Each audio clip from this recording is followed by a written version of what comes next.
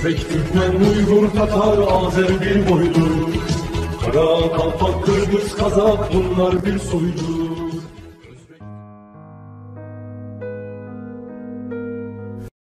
Өзбекстан Республикасынын эгемендүүлүк күнү Кыргызстанда чоң салтанат менен белгиленди. Бул майрамга өлкөбүздөгү бардык мамлекеттердин элчилери, өкүлдөрү жана меймандар куттуктоолорун билдиришти. Өзбекстан Республикасы эгемендүүлүктүн 32 жылдыгын белгиледи. Бул тарыхый окуяга байланыштуу кошуна мамлекеттин дипломатиялык өкүлчүлүктөрү ар түрдүү иш-чараларды өткөрдү. Айтсак, Кыргызстандагы Өзбекстан элчилиги эки өлкөнүн карым-катышынын расмий түзүлгөндүгүнүн 30 жылдыгын да белгиледи. Бул өлкөнүн демократиялык жана социалдык багыттуу экономикалык потенциалынын жогорулагандыгын жана эл аралык аренадагы бедели тууралуу кабардар боло алдык. В частности, наш посол в Кыргызстане Хуршид Мирзахидов сообщил, что на современном этапе страна под руководством президента Республики Узбекистан Шавката Мирзиёева уверенно идет по пути масштабных реформ, направленных на дальнейшее развитие страны и повышение благосостояния народа. В стране реализованы масштабные реформы по устойчивому развитию экономики, всесторонней поддержке предпринимателей, защите частной собственности, реформированию налоговой системы, созданию благоприятной деловой среды для представителей бизнеса. Өзбекстандын 2022-2026 жылдарга коюлган жаңы Өзбекстан стратегиялык өнүгүүсү тапшырмаларды жана милдеттерди аткаруу, коомдук турмушту түп тамырынан бери өзгөртүү процессин уюштуруу, 3-чү Ренессанстын илимий, рухий, социалдык, экономикалык негизи деп белгиледи Өзбекстан Республикасынын Кыргызстандагы элчилигинин кеңешчиси Бактиёр Розбакиев. Эки өлкөнүн башчыларынын саясий эрки менен көп жылдардан бери келаткан татаал көйгөйлөр чечилип, эки тараптуу кызматташуунун интенсивдүү шарты түзүлдү, дейт ал. Было подчеркнуто, что международные инициативы главы государства получили широкую поддержку мирового сообщества. Внешнеполитический курс нового Узбекистана привел к кардинальным изменениям в политической атмосфере в регионе Центральной Азии, осознанию тесной взаимосвязанности и взаимозависимости на субрегиональном и глобальных уровнях. Благодаря продуманной, открытой, конструктивной и прагматичной политике Шавката Мирзиёева решены сложные проблемы, которые ждали решения на протяжении многих лет. Среди них делимитизация, демаркация государственных границ, упрощение пересечения государственных границ, эффективное использование внутренних и международных транспортных коммуникаций, а также водных ресурсов. Благодаря политической воле президента Узбекистана и Кыргызстана проблемы между двумя странами не только прекратились, но создали новые условия для интенсивного развития двусторонних отношений. Особенно акцент был сделан на новую страницу в истории двусторонних отношений, которую открыл государственный визит президента Республики Узбекистан Шавката Мирзиёева в Кыргызстан 26-27 января 2023 года, в ходе которых приняты важнейшие документы, в том числе декларация о всеобъемлющем стратегическом партнерстве. Эки кошуна мамлекеттин алакасы дагы бекемделип жатканын Кыргыз-Өзбек фондунун төрагасынын орун басары да айтты. 2022 жылы октябрь айында Өзбекстандан чыккан 50 жаңы автобустарды Ош шаарынын калкына лизингке беришкен. Мындан тышкары дагы көп иштер аткарылып жатыптыр. Өзбек эли менен Кыргыз элинин тарыхы бир, каада салттары окшош. Эзелтен бери келе жаткан карым-катнашыбыз бар. Экономика, маданият, рухий каада салттарды камтыган эгемендүүлүк майрамы тарыхый мааниге ээ. Кыргызстан аялдар конгресси да Өзбекстан аялдар комитети менен тыгыз иштеп, көптөгөн долбоорлор ишке ашырылууда. Азыркы учурда Өзбекстанга ыраазычылыкты билдиргиси келип атат. Жанагы Манас айылы бар эмеспи?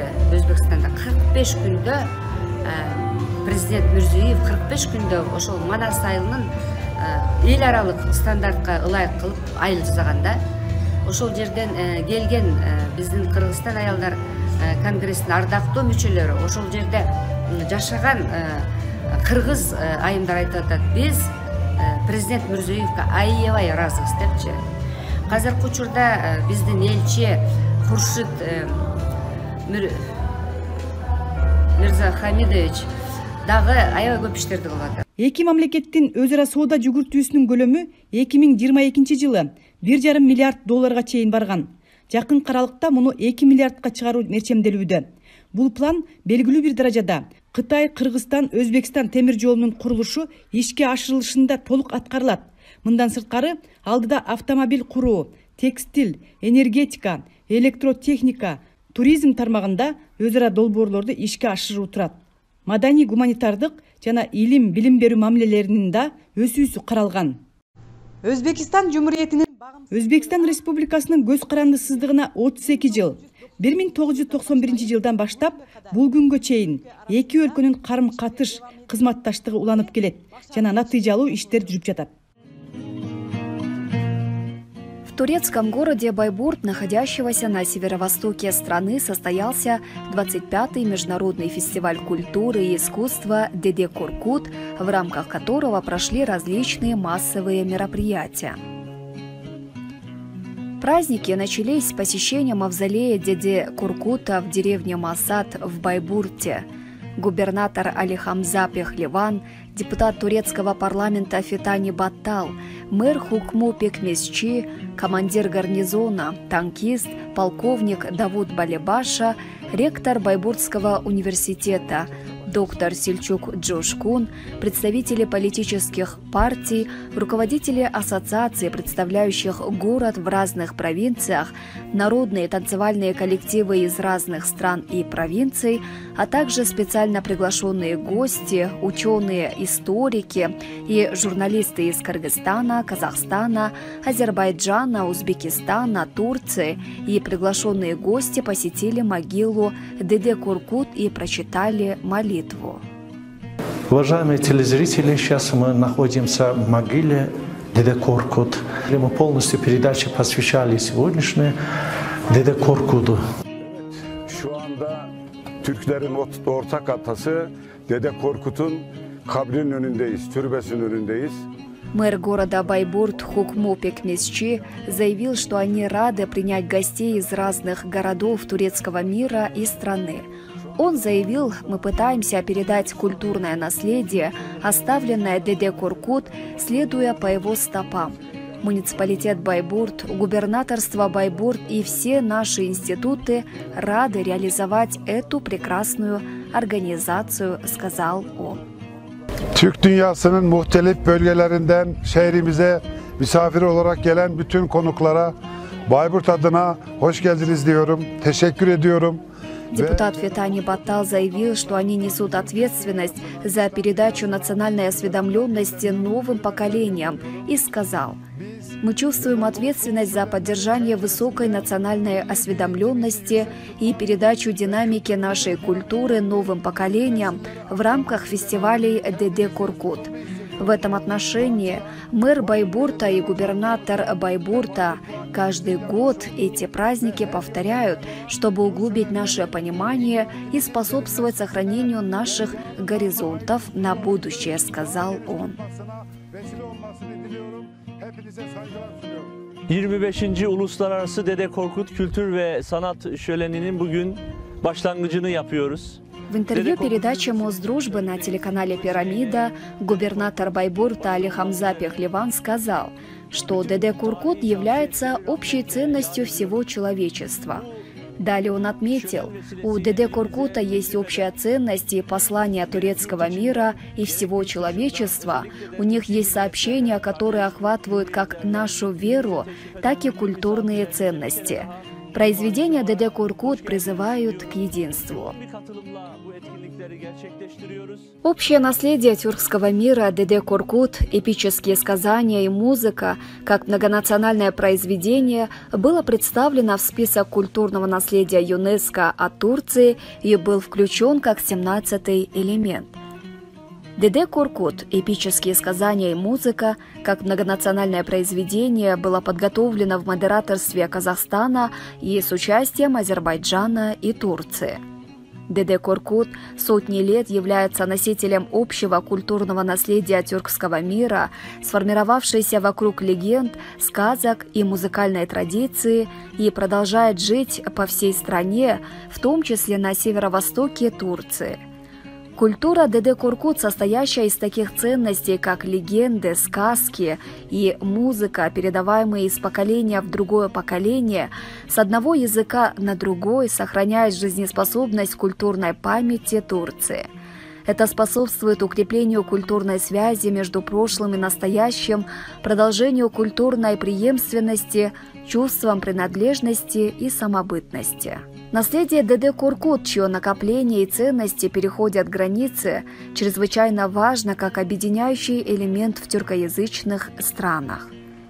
Пехлеван отметил, что включение ДД Коркута в список ЮНЕСКО имеет особое значение для Байбурта и что гробница ДД Коркут была расположена в Байбурте. Пехлеван напомнил, что в 1995 году в Байбурте был организован Международный фестиваль культуры и искусства ДД Коркут, где вновь были оживлены воспоминания об истории, эпосах и сказках ДД Коркута, общей ценности тюркского мира. После состоялось мероприятие, организованное Ассоциацией деревни Масат на плато Масат.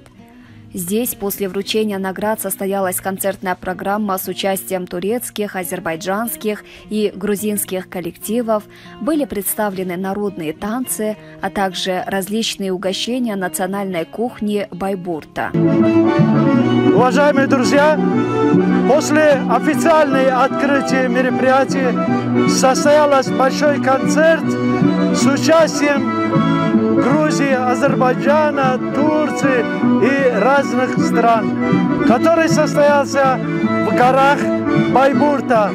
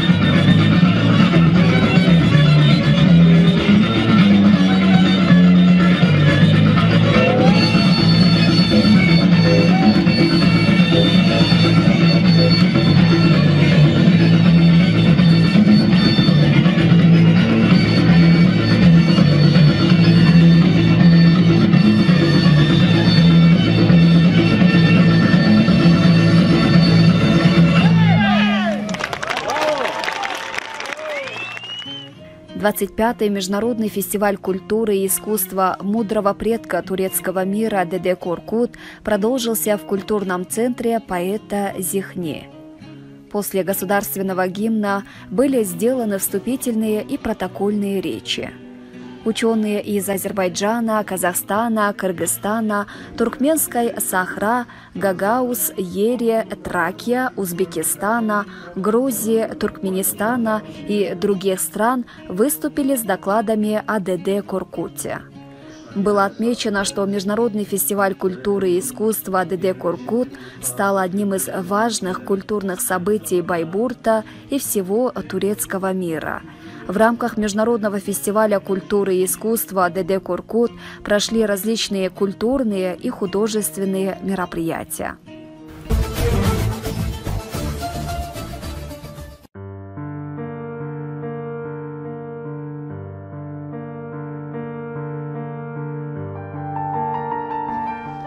Не только внешность рисует образ человека, но и его голос.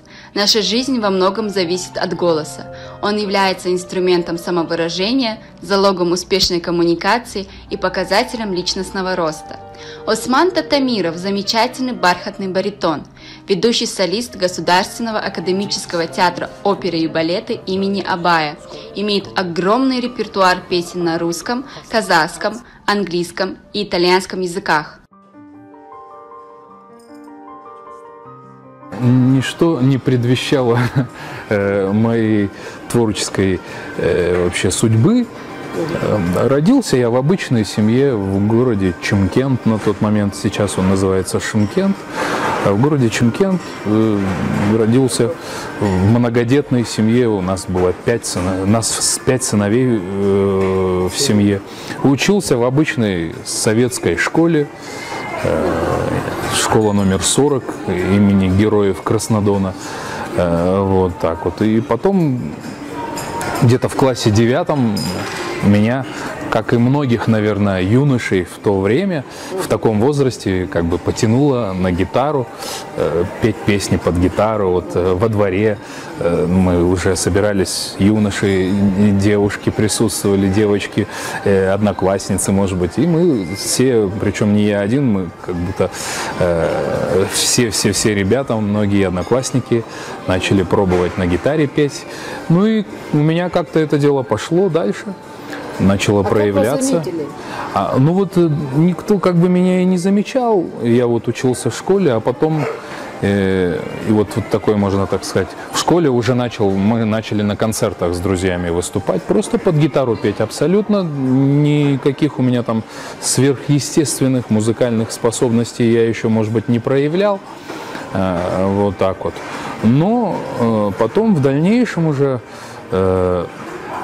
были какие-то концерты, я выступал, потом уже сам один выступал, то есть сначала с друзьями, потом один выступал, потом после школы вот, был даже какой-то, я помню, я учился 1 год в профтехшколе, и там был конкурс областной, и я 3-е место. Творчество. Конкурс творчества. Это профтехшкола была, там не связанная с музыкой. Там я учился на художника-реставратора памятников деревянного зодчества уже после 11 классов. 1 год так получилось, учился я. И вот там под гитару пел песню уже в большом зале. И мне 3-е место дали. И какую же песню пели? Как назывался? Даже честно не вспомню даже, какую песню. И слова даже не вспомню. Это было очень давно. Это было где-то в 2000 примерно году. Вот так. А потом уже после ребята многие начали советовать. Давай поступай в музыкальный колледж. Так-то, потому что, ну да, ребята уже подружился с ребятами уже с музыкантами, которые сами учились на тот момент в колледже музыкальном, и они мне все уже многие посоветовали: давай, у тебя что-то есть, может получится. Ну и вот и пошел, поступил в колледж музыкальный, отучился в колледже по специальности оперное пение. Потом после колледжа приехал в Алмату. Поступил также дальше, 5 лет отучился по специальности оперное пение в консерватории. И когда вы вышли на большую сцену, с какими песнями? Ну вот первый раз, вот опять же говорю же, вот первый раз, вот именно вот если просто, как называть, сцену большую, то это вот был конкурс, наверное, где я 3-е место взял. А вообще вот именно вот уже, как говорится, именно по специальности вышел на большую сцену, это, наверное, будучи студентом 1-го курса в колледже, это был 2001 год. Да, 2001 год. Я был студентом 1-го курса в колледже. Мы ставили, у нас при музыкальном колледже был студенческий театр оперетты. И мы вот силами вокального отделения, хоровое отделение, оркестр колледжа, мы ставили постановку, музыкальную комедию Узейра Гаджибекова «Аршын Маалан». Вот так вот. И мне очень повезло, я считаю, что это такое, как сказать, провидение судьбы, наверное, что именно мне вот так повезло, и меня сразу, вот я только студент, 1-й курс пришел, зеленый, а меня уже взяли вот в постановку, и я играл Султанбека. Аскер, там уже матерые ребята, сильные играли. А партия Султанбека, который отец Гульчохры, вот, доверили мне. Она такая комедийная была, такая комическая роль была, у меня получалось. И мне доверили эту роль. И я вот, для уровня студенческого театра оперетты мы даже очень с большим, огромным успехом ездили по многим районам Чимкентской области с этим спектаклем. «Аршын Маалан» — это замечательная вообще музыка, красивейшая, великого композитора Узейра Гаджибекова. Вот. И вот это, наверное, вот первый был мой выход на большую сцену.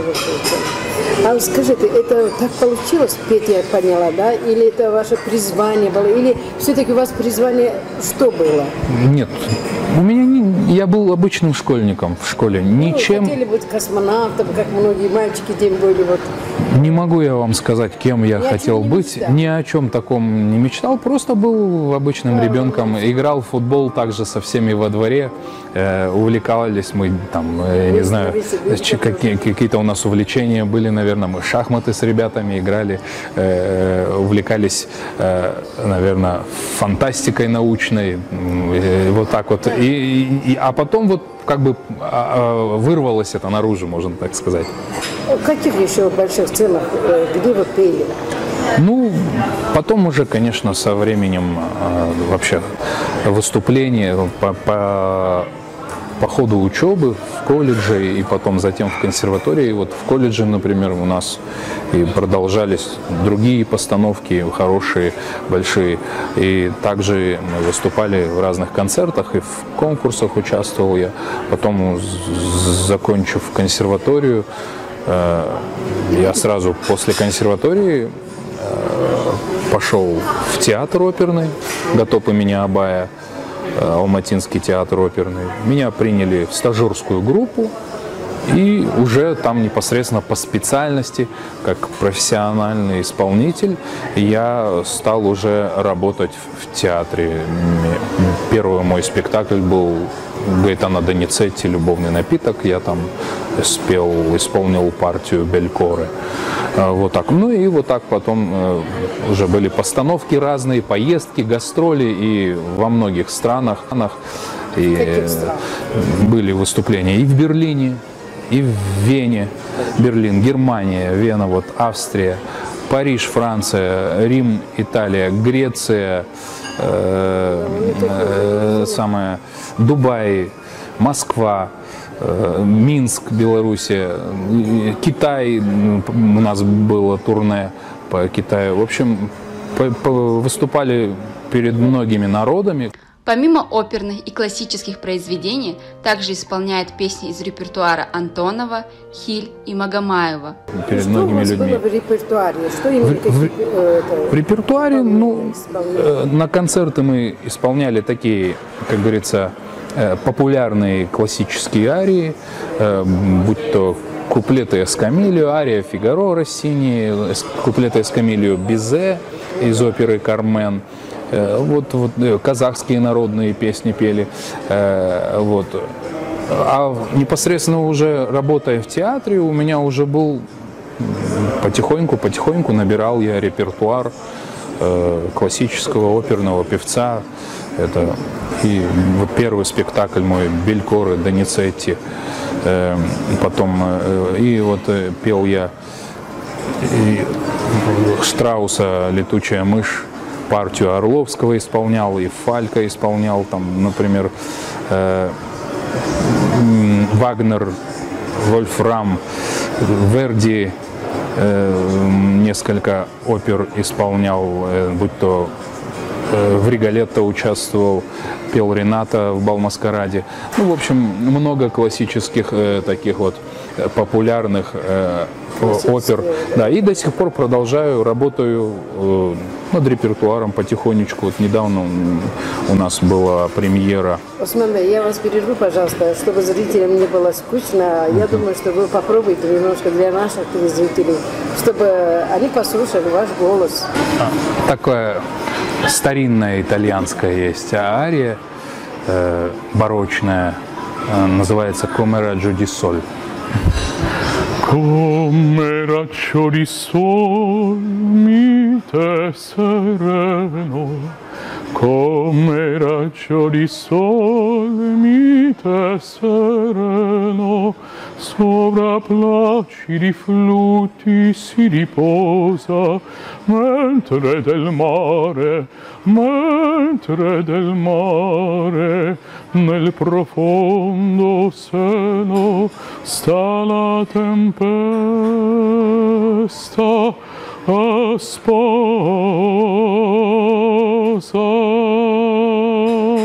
Вот такой маленький фрагментик. Вот. Ну и помимо оперы я очень сильно люблю популярные ретро-песни, которые звучали, были написаны в 40-х, 50-х годах. Очень люблю творчество Рашида Бейбутова. Вот, и это произведение мне очень нравится. И я думаю, всем все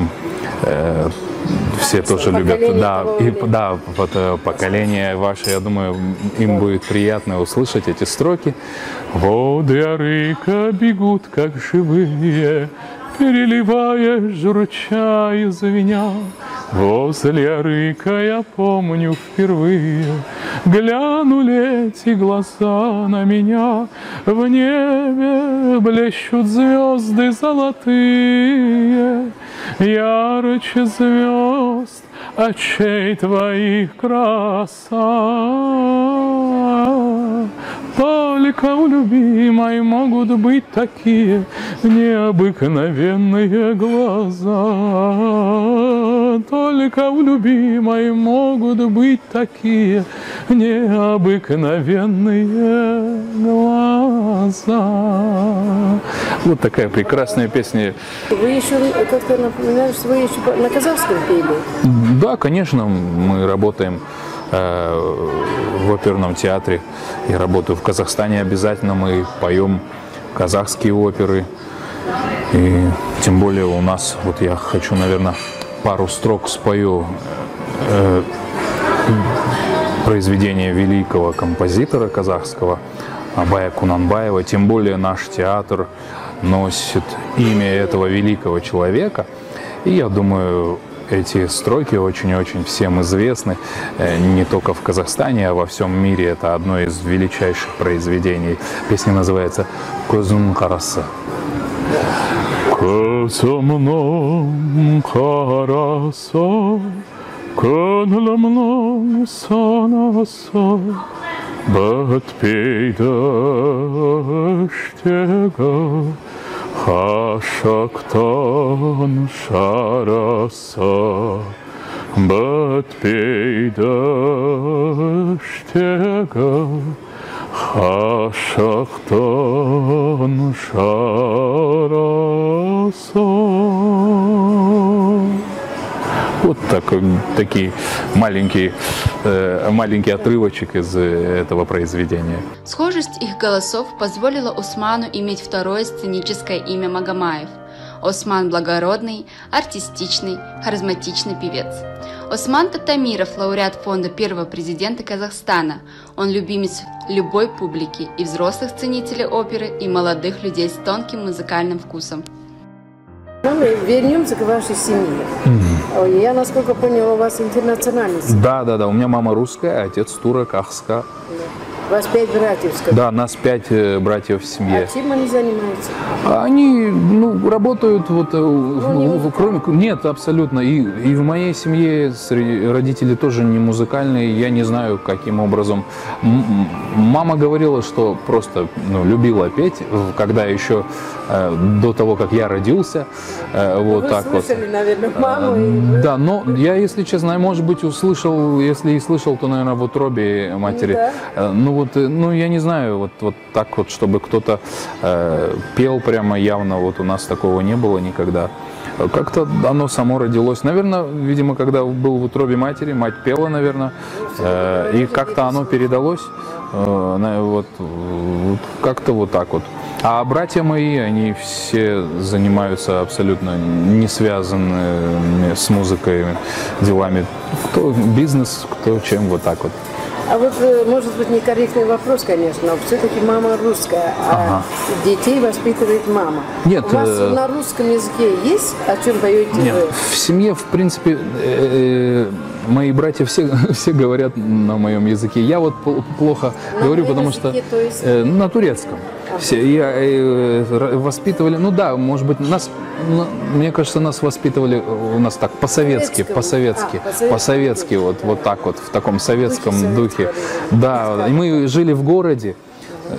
У нас, я считаю, хорошо, у нас была очень такая интернациональная компания во дворе, очень много ребят разных национальностей было, и мы все очень жили дружно, и у меня до сих пор друзья, вот все друзья разных национальностей. У вас в семье дети свои есть? У меня? Да. Да, есть. Сколько?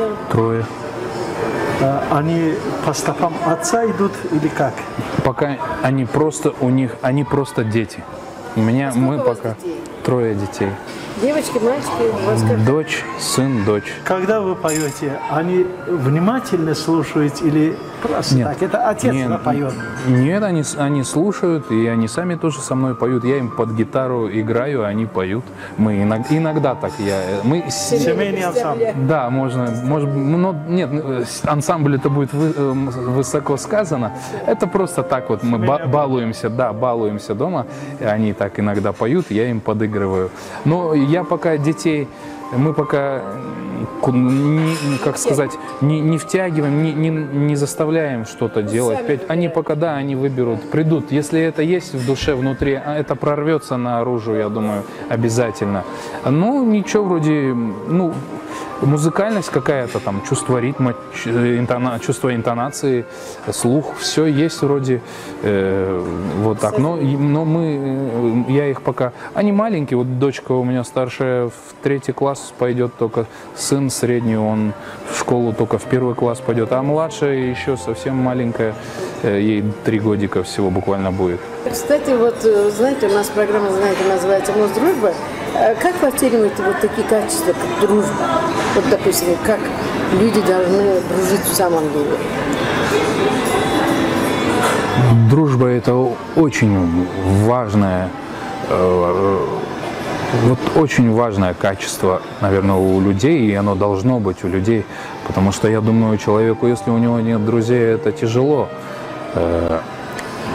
Это такая, дружба должна быть бескорыстная, простая, человеческая, от сердца, от души, вот так вот. У меня мои друзья, опять же, повторюсь, все разных национальностей, и мы, даже, хоть мы и не все они мусульмане среди моих друзей, но мы вообще очень дружны и очень друг друга любим и уважаем.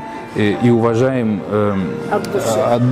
все традиции, без всякой корысти, и очень любим друг друга, в общем, вот так вот.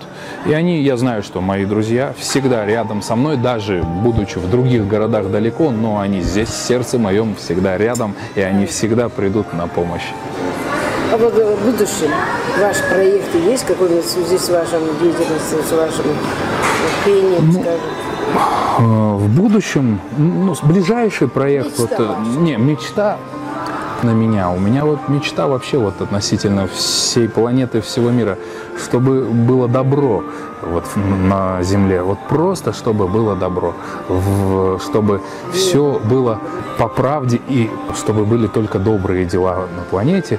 Вот так. Я своим творчеством хочу дарить людям счастье, чтобы люди посредством моего творчества могли иногда всплакнуть, что-нибудь вспомнить доброе, хорошее. Это и наша и есть работа, работа артистов, когда мы выступаем, чтобы люди приходили в театр и смотрели на нас, и чтобы переживали какие-нибудь чувства, какие-то эмоции.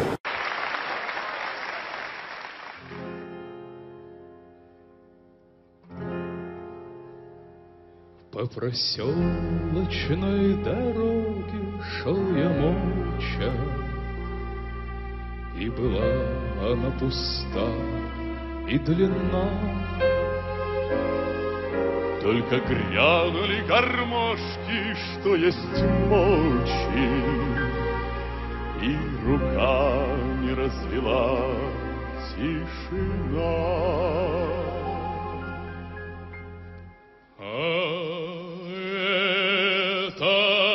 Свадьба, свадьба, свадьба пела и плясала, и крылья эту свадьбу вдаль несли.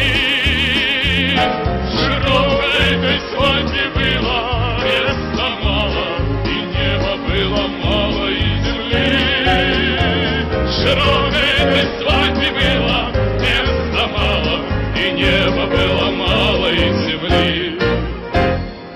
Под разливы деревенского оркестра увивался ветерок западной. Был жених серьезным очень, а невеста ослепительно была молодой. И свадьба, свадьба, свадьба пела и плясала, и крылья эту свадьбу вдаль несли. Широко этой свадьбе было места мало, и неба было мало, и земли. Широко этой свадьбе было места мало, и неба было мало, и земли. Промчались стройки звонко и крылато, и дыхание весны шло от них. И шагал я совершенно неженатый, и жалел о том, что я не жених.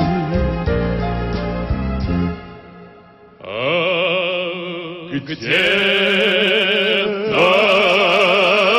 свадьба, свадьба пела и плясала, и крылья эту свадьбу вдаль несли. Широко этой свадьбе было места мало, и неба было мало, и земли. Широко этой свадьбе было места мало, и неба было мало, и земли. Широко этой свадьбе было места мало, и неба было мало, и земли. Широко этой свадьбе было места мало, и неба было мало, и